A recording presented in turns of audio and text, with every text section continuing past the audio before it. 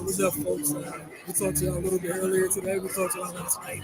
As pertains to the NBA draft, we talked to y'all a little bit later. On the WNBA side of things, we missed us out. We got Carl W. Jr. right now. Wilson Tarpe Jr. in the second round of the NBA draft just concluded. Cardell, I want to get your thoughts on this one.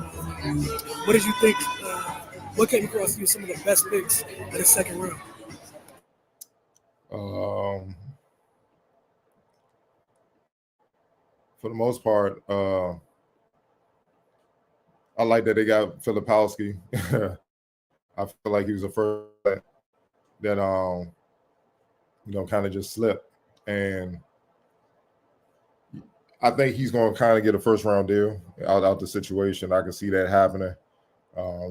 Stuff is coming out as the reason why he failed, but we don't know if that's true or not. I'm not even gonna get into that, but he has a game that warranted him being in the first round. But things happen. You know what I'm saying? It is what it is. He has to make the most of the situation that he's in. Tyler Kohler going to Portland will be good. Battle. School and School can learn some things about how to be a real point guard. Instead of trying to be a scorer off guard and everybody feed off that. Well, they got some insurance right there to kind of run the team if he's not quite ready right now. You know what I mean? I like that kid out of UCLA, Anabona, adds more depth up front for the Sixers. He has his work cut out for him. Obviously to make it through summer league and training camp. Dealing with Embiid. Again, Embiid loves to welcome other bigs to the league. Especially those on the scene. So. But if he could withstand Embiid, think about it. If you're going up against Embiid every day in practice, you're not really tripping off anything else in the league. That's pretty much as good as it's going to get outside of Jokic. You know what I mean? At the center position, man. Jamal Sheed, we were just talking about him. I was like, he was another guy I was kind of seeing that possibly could have gotten in late in the first round because of his defense. I didn't know if the injury late in the season scared everybody. Jamal Shea, my fault. But then they traded off night to Toronto, and that opened the door. Now all of a sudden, you got an off night clone coming back, and I think it's all because they would have had to pay off night. He's coming into his option year in his rookie deal. That apron thing, people going to have to pay close attention to. This is going to dictate a lot of moves for teams moving forward. So I think that had a lot to do with that. They just didn't. Either they couldn't afford it because of other guys that need to get paid, or they just didn't want to pay them. You know what I mean? So he gets a chance at that in Toronto. But Jamal Shea definitely is they're so damn alike. It's sickening. Like from the defense to their size, stocky build around the point, and consistent shooting. So we're gonna see how that goes. But those are just some of the names that jumped out at me. For the most part. Some of the guys you shared also names that jumped out for me. I like kind of what the Pacers did. They had back-to-back picks, 49 to 50. Some of my guy T New out of UConn, Tristan Newton, should be a solid depth piece for them. We saw the run they made this year. Added depth. We saw Nemhart kind of take a step forward for them. Another older guard is not a bad thing. They also got Enrique Freeman, and we talked about him a couple of times. I think that's solid as well. I really like Harrison Ingram to the Spurs. I've liked what the Spurs did in general. I also like the Spurs picking up Juan Nunez. So I want to know what you thought about what the Spurs did this round as well.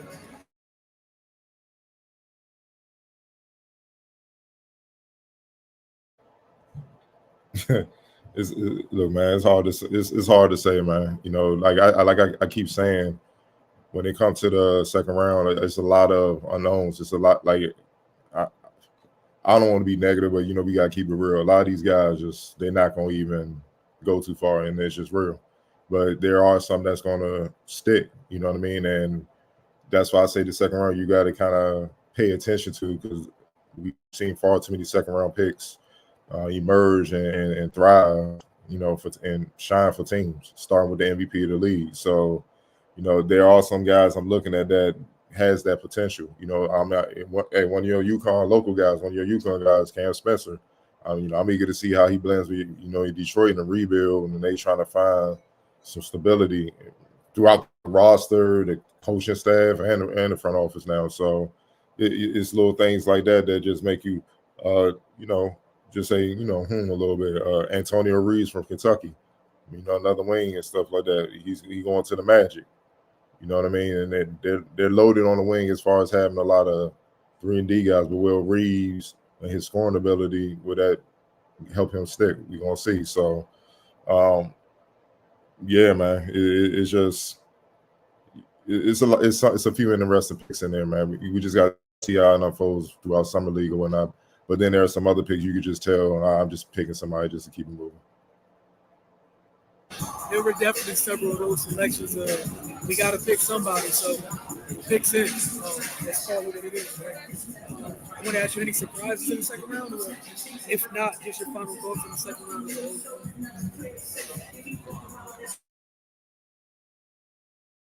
Surprises? Not really. Just getting another quick scroll. No, not really. You know, it's just the guys that I was looking at, like I said, got picked right away. Filipowski, Collett, Jamal Shead. Nah, it wasn't really no surprises, man. You know what I mean? It went about what I expected to go. I want to get your final thoughts on the draft as a whole. Now it's complete. Hey, man, like I said, I thought coming in, this draft was a draft of needs with a couple handful of players that could be superstars. You gotta give it time, though.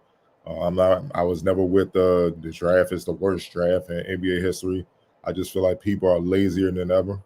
They don't watch games, they don't research, they just watch social media, and there's a lot of weak-minded people in certain power positions that kind of navigate things with the masses. So whatever social media is saying, they just go along with it, even though 99% of people on social media don't know what the hell they're talking about anyway. So I don't understand why they just go along with that.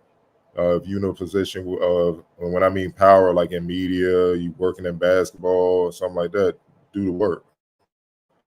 Go to the games if you can. Do some research. It's ample resources out here. It boggles my mind how the quality of coverage with basketball has lessened with more resources to know what you're talking about compared to back in the day. There was far less resources and they were sharper.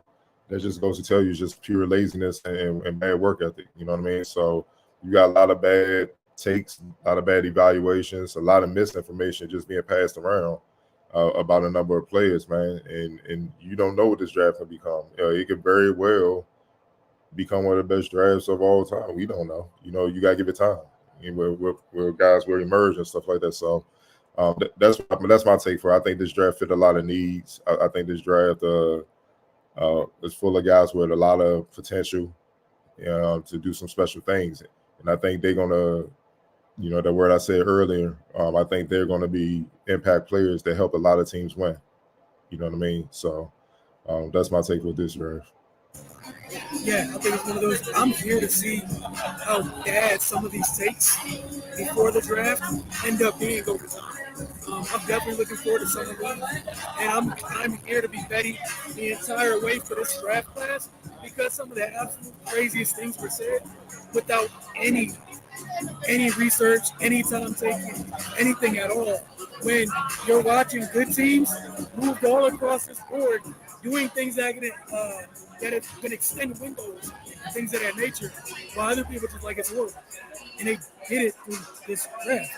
And those windows either get extended in a major way or just in a nice way on the margins because of what happens. People are lazy and it's horrible. Yeah, you mean like a certain ESPN